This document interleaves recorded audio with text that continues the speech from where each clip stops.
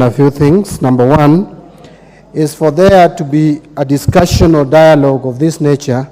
Certainly it had to be preceded by some kind of or form of crisis. We had a crisis, as has been ably talked about by our minority leader.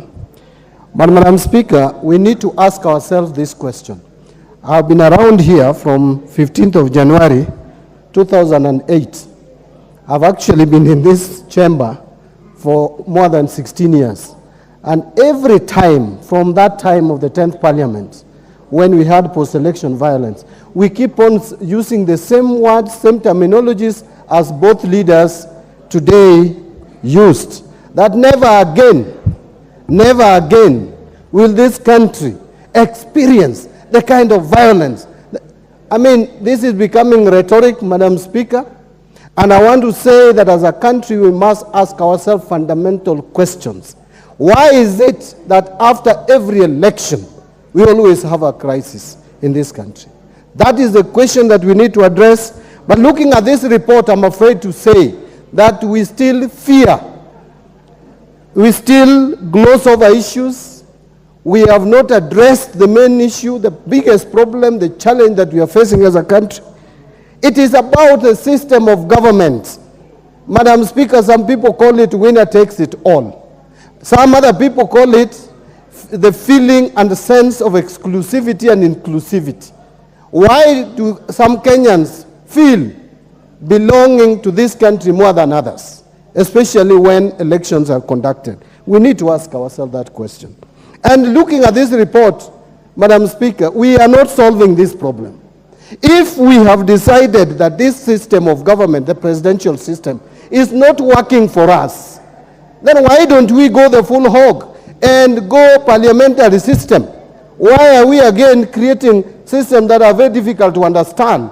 That you are creating an office of the opposition leader when you have a presidential system? How does it work? I mean, let us not pretend and cheat ourselves and lie to ourselves that we are solving this problem. We are not.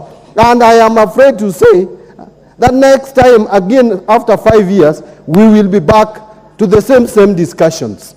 Madam Speaker, on the issue of electoral management and the team tasked with the responsibility to manage our election, Madam Speaker, the truth is that in this country, nobody is neutral. None of us. All of us vote, at least those who want to vote. Even those bishops, you give them a vote, they will vote for someone. So why do we pretend? And we know we are in a divided society. This country is almost split 50-50. For us to have confidence in the Electoral Commission, let us bite the bullet and say, those who are in the majority, bring this number of commissioners. Those who are in the minority, bring this number of commissioners to preside over election and see where do we get the chairman. We can even appeal to our brothers. Let us not talk about sovereignty if we cannot manage it. Let us accept and even ask our partners, our friends across the continent, give us somebody. If Obasanjo can come all the way from Nigeria to come and mediate, we had Kofi Annan coming here to mediate. Why don't we just accept that because we can't trust any one of us to chair our commission and produce a good result, then let's go that route and have someone from out there to preside over election. Finally, Madam Speaker, if you allow me, on the issue of cost of living, my friend, those are opinions. Wait for your time. Who can help this member of parliament? Now, my last comment, Madam Speaker, if you allow me, is on the cost of living. Madam Speaker, let us not pretend and cheat ourselves that cost of living has gone down. It is only food-driven inflation which has gone down, and that is because we have had good rains. Madam Speaker, it has nothing to do with inputs. If rains fail in this country even for one season, we will go back to where we were.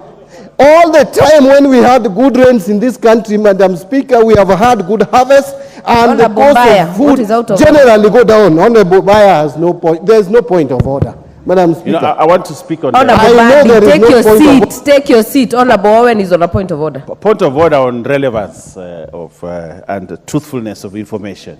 You know, when Mp.Mbadi stands, a ranking member, and says that cost of life has not gone down, I would like him to think like an economist, not as an accountant.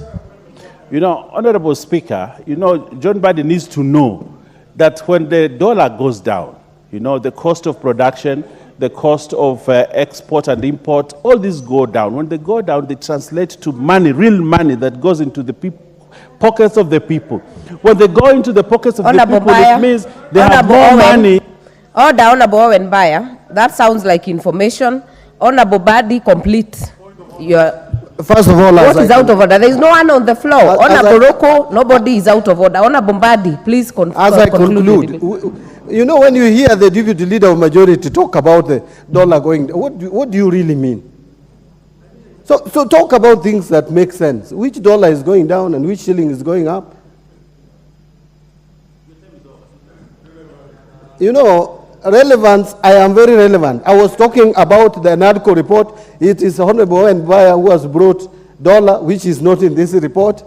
But let me conclude, Madam Speaker. Madam Speaker, cost of living has not gone down. It will not go down with the way this government is managing our economy. It will not go down. I am telling you, let rains fail even for one season. We will be worse off than even we were last year. So let us not cheat ourselves. Let us address the issue of cost of living with clear minds, professionalism. Let us bring technical people, people who understand how systems work, not academics like David D. Thank you, Madam Speaker. Next chance to the member for Tigania West, Honorable John Mutunga. Thank you, Honorable Speaker. Honorable Speaker, I would like to pick it up from where Honorable Mbadi has left. Honorable Speaker, if we negotiated